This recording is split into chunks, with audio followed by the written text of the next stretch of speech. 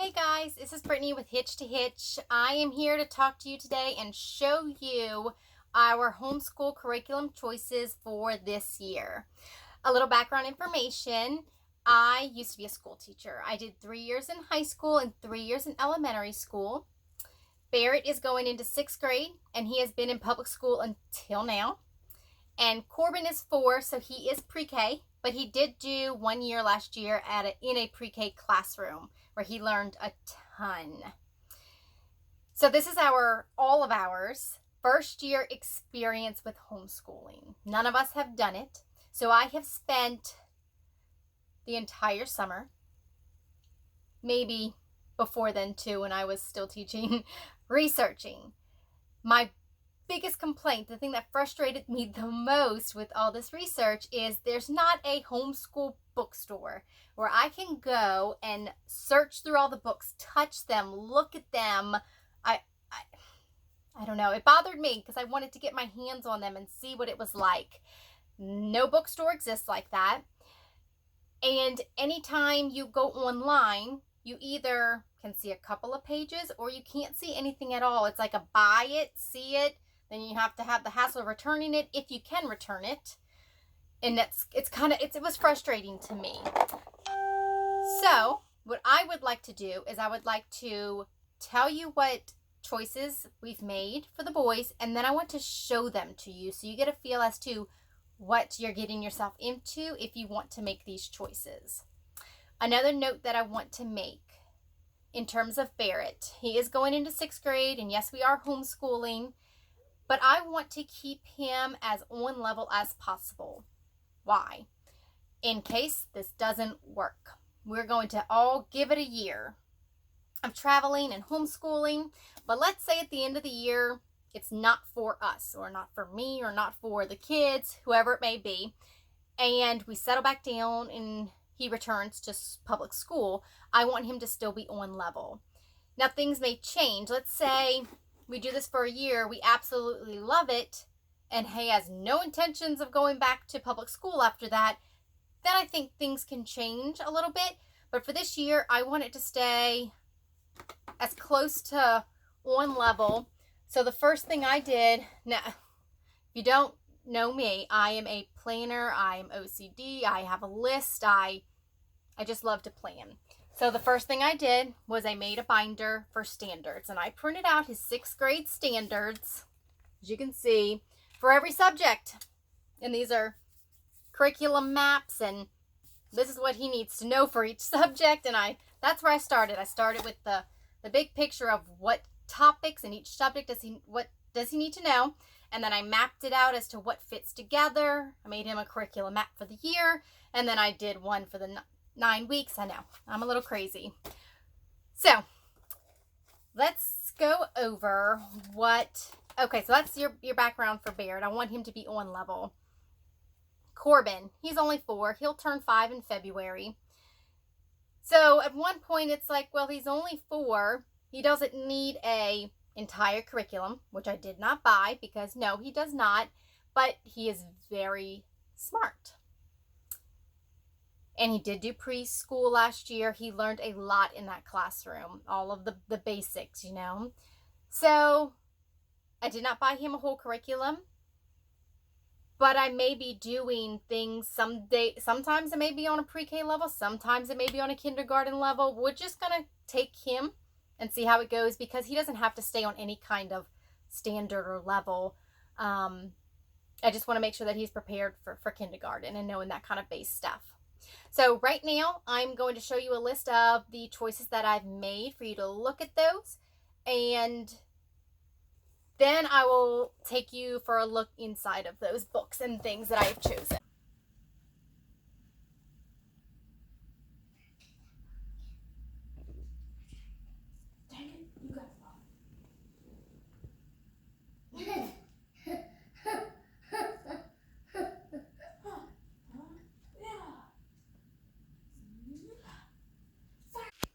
All right, so we're going to start with Corbin. This is the book that I chose for him. It has come up in so many different homeschool sites, recommendations, Facebook groups. So I was really excited about this one. This one was really an easy choice for me, honestly. My goal this year was to teach him how to read. So I picked this book, and we're going to take a look in it and see what it looks like inside. Okay, so this is starts lesson 1. It is scripted. It tells you what to say to your child. And this is what the first lesson looks like. Now, some people may think that this is very dry. A suggestion that I did read about is this is for you, the teacher. This doesn't necessarily mean that this is what the child has to look at. So some things that I have for this. The main thing that I bought is this pack of letters. So I can be reading this and he can be playing with these. I will pull out the letter M, or he will find the letter M and the letter S, and he will use those either on his lap desk or on the magnetic dry erase board to practice the sounds. He could have Play-Doh and we could be making the letters. So it just doesn't have to be boring. You can be using manipulatives with them. But this is what it looks like. So in lesson 1, you're going to be introducing the sound for letter M. The red is what you say and the black is what you do.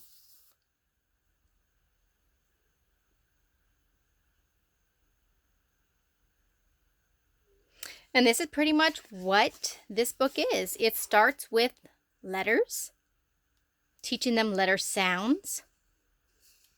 This is to do movement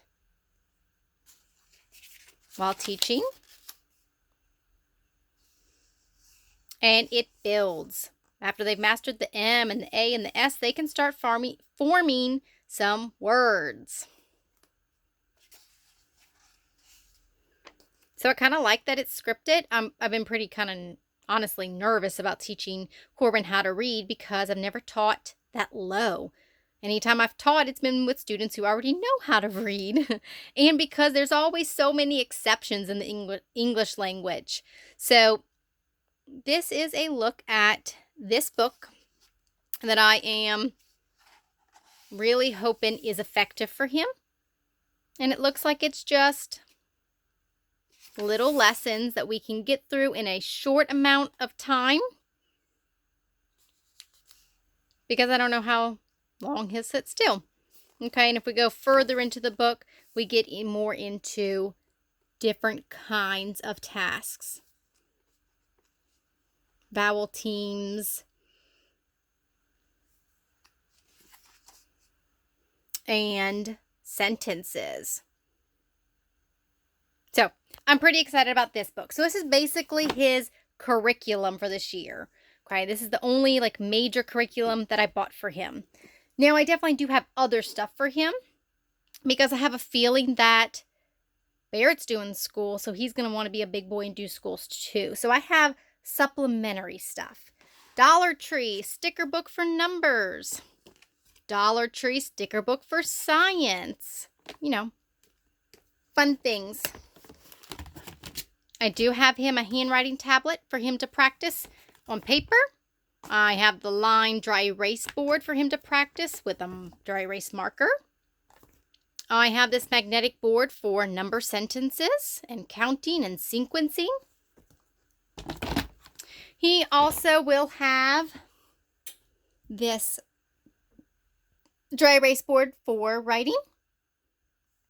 And he has this pocket chart where I will be putting his sight words in it for every week and probably Barrett's Spanish words for the week. And then the rest of his learning will be things that I pull or make. I did find this one excellent resource. It is totschooling.net with just all kind of free stuff. So this is a letter hunting sheet, and it's one for every letter of the alphabet, which I'm going to start the year off with, a letter a week. So if the first letter of the week. We're actually starting with M, because if you notice, the first lesson in that book was M. On day 1, he can do the letter hunt for M, and everything that week will be about M, but it's not going to be in workbooks. It's going to be making muffins. It's going to be reading maps and learning about maps. We're going to do moon phases and things like that. Hands-on things. Also at Tot Schooling, I found letter hunting sheets. I found sheets to practice cutting. I think the thing I'm most excited about is story sequencing. So it does have pictures of the story to sequence. It's all free on the internet. I don't have to buy a curriculum. And then I'm also making these kind of Velcro sheets to make it a little bit more hands-on instead of a worksheet as well. So these I've made already. I plan on making more, just haven't gotten to it yet. And then, of course, games. He is going to learn better through games. Corbin is not your sit-still kind of child. So I have cards for matching games with numbers and his letters. I've got the magnetic letters in here. I've got this game called Bam with the popsicle sticks. So we're going to be doing a lot of play learning as opposed to paper learning for him.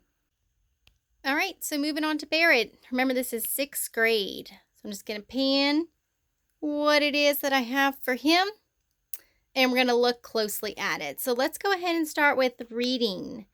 The bulk of Barrett's reading curriculum is going to be novel studies. Here's a list of the books that I've chosen.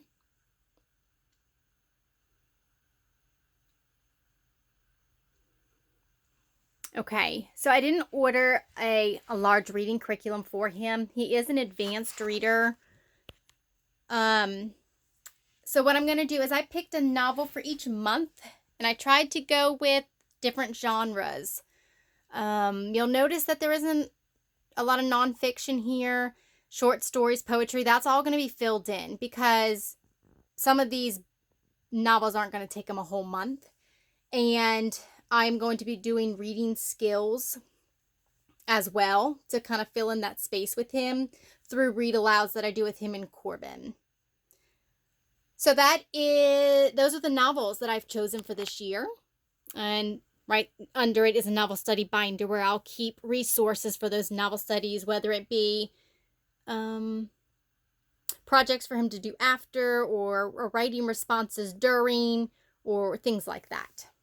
Now, I did find these 2 books at a local teaching store. It is my happy place. I'm a nerd. That I thought were really good for those reading standards that are a little bit harder to find things on. So the first one is using multiple reading sources. This is the first time I think he's had to do this kind of standard where you have to use 2 different kinds of sources. So, for example, we're going to take a look inside. This here is Unit 6. The first source is an infographic source. Okay. And here's a look at the second one. There are 2 different types of sources.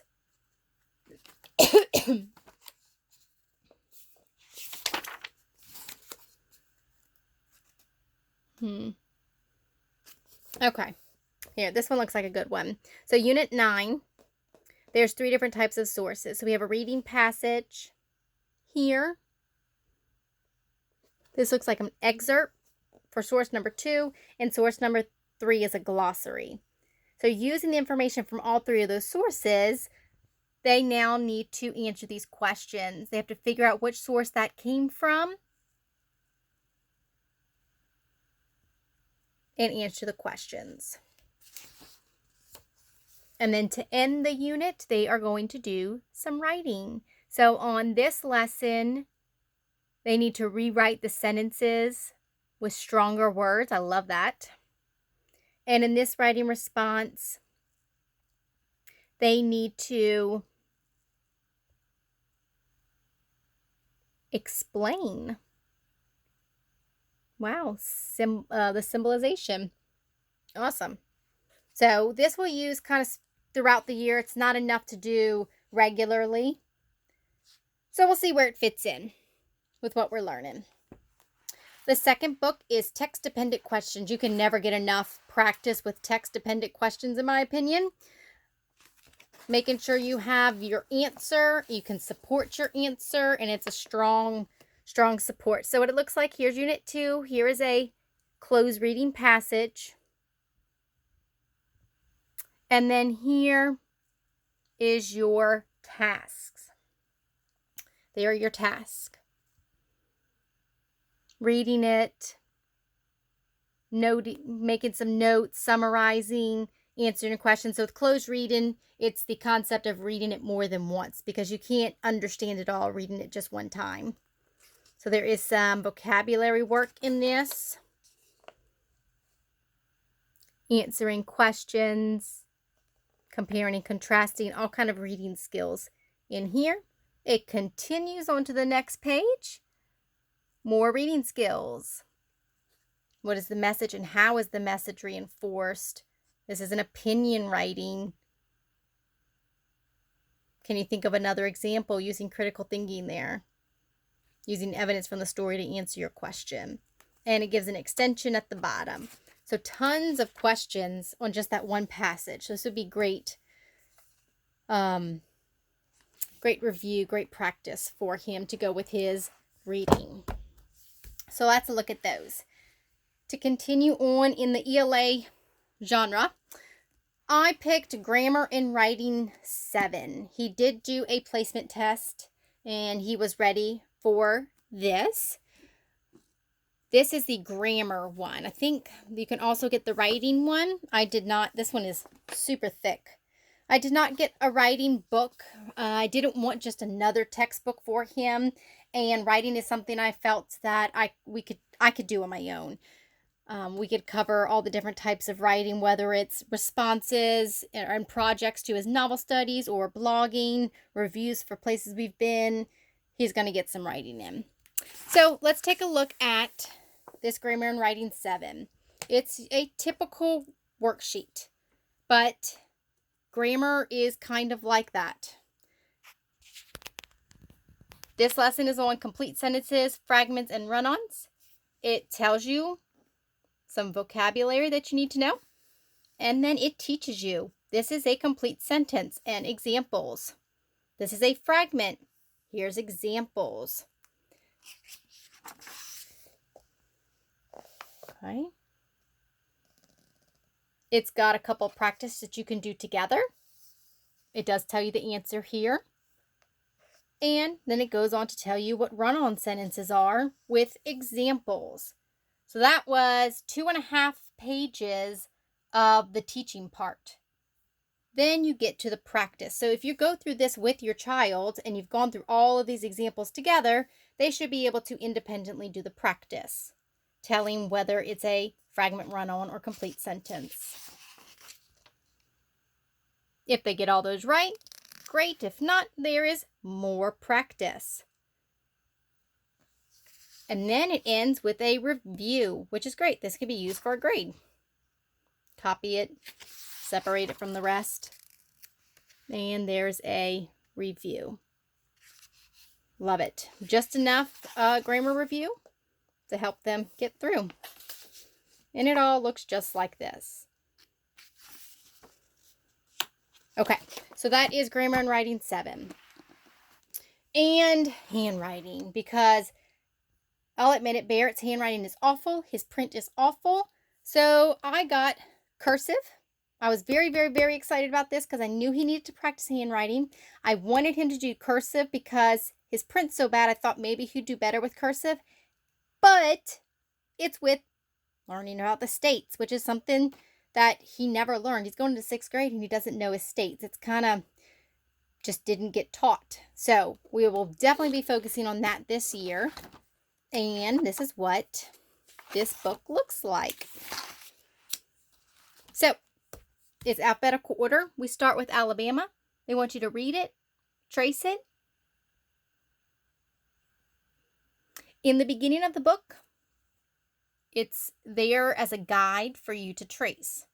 They learn when it became a state, the state capital, what region it is in, the bordering states, major rivers, major lakes, the highest point in each state. And then there are review questions to help you learn geography. And it's those same things for every state. As you get further on, they no longer provide you with the guide. So it starts to scaffold. It gives you one, but it doesn't give you the next, in case you need that reminder. And then as you go further on, it doesn't give you any. At this point, you should be able to form all of those words in cursive. And each state has the review with it. So I'm really excited about this workbook and this review and to help him. All right, so that's all the ELA over there covered. Math. I decided to go with Singapore Dimensions Math because the past 2 years, Barrett has been using Eureka Math, Engage New York. It's the same thing in school. And this is to me, it seemed like this was pretty much on that same kind of level and would keep him there. So I ordered these 3 books. Got the teacher's guide.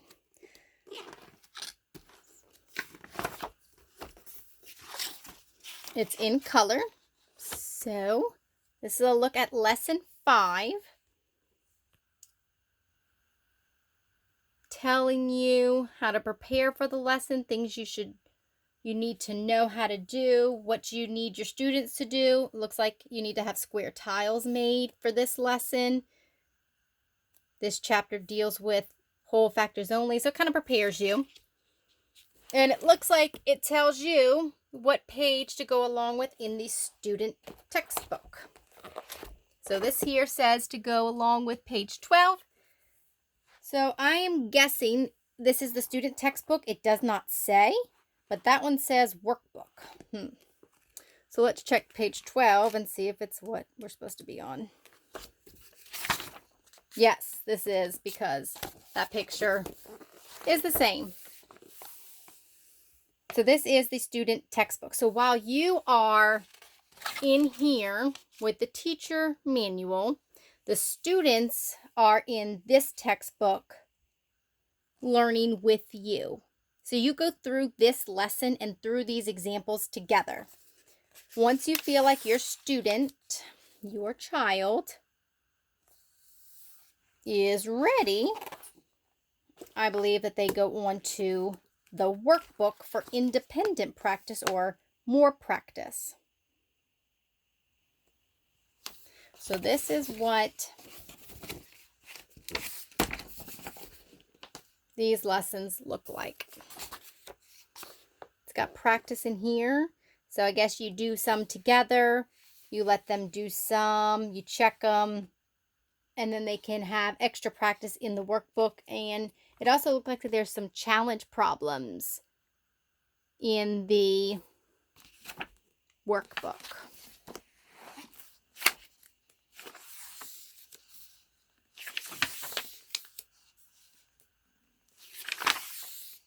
So this is what Dimension 6A looks like.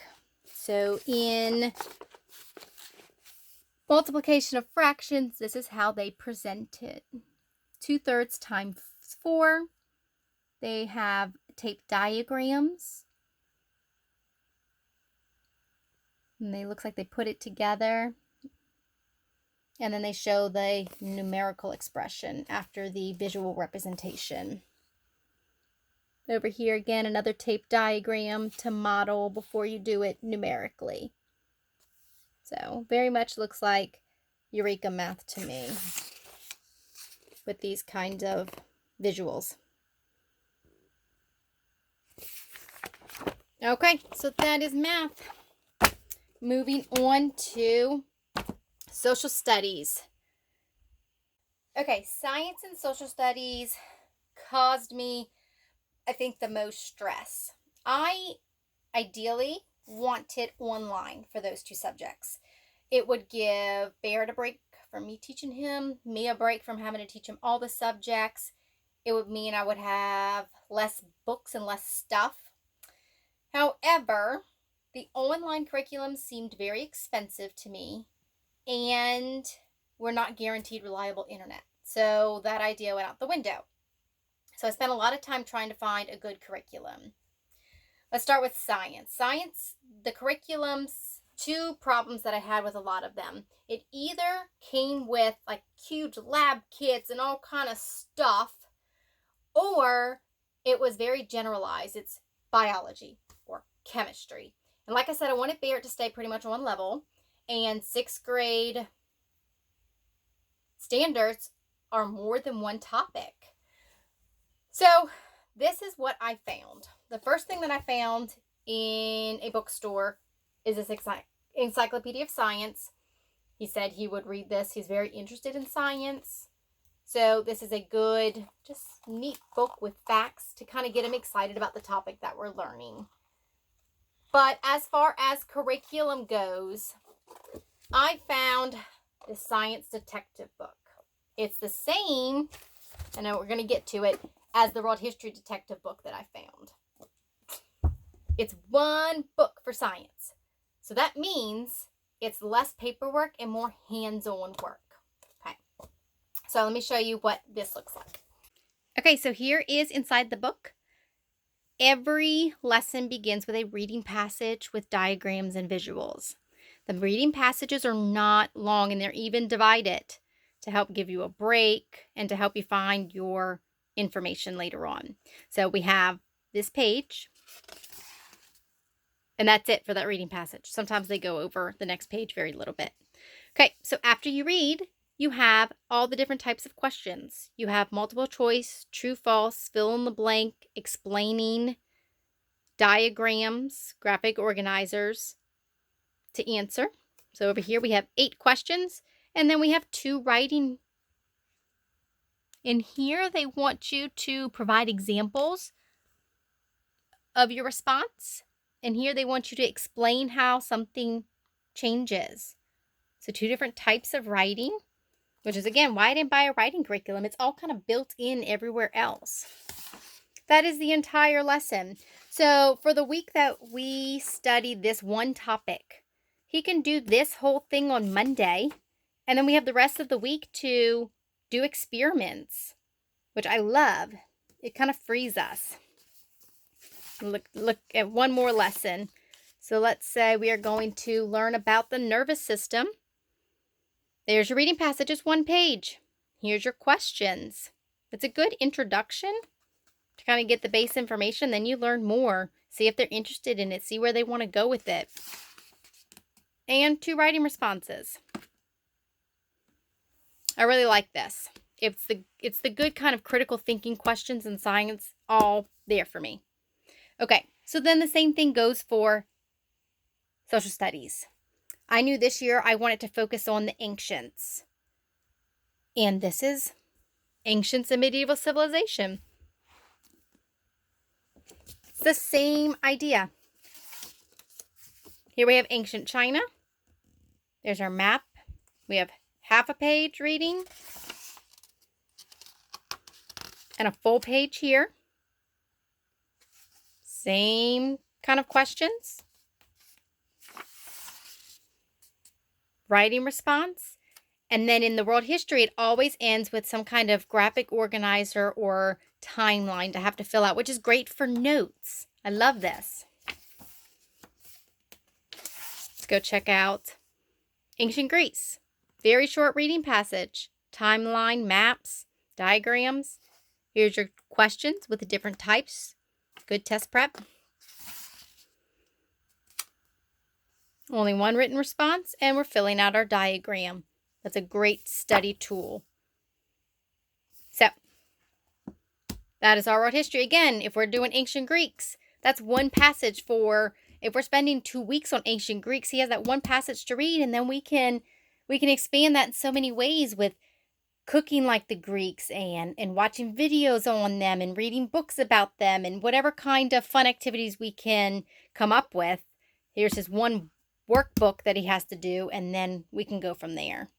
And then, of course, I have tons of different map things because, like I said, he needs to learn his states.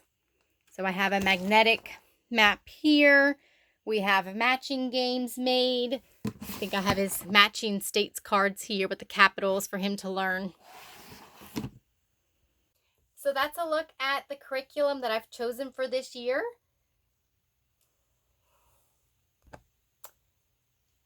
We may love all of this and continue this. We may not love all of it and have to change it mid-year. I don't know, but I'll keep you along with the journey and let you know how we feel about it and how it's going. So that's what we've chosen so far. Any comments or suggestions are very welcome. We are going to get started on July 29th. We set our first day of school date on July 29th. And so after our first week, I'll update you and let you know how things went. Thanks. Please like and subscribe.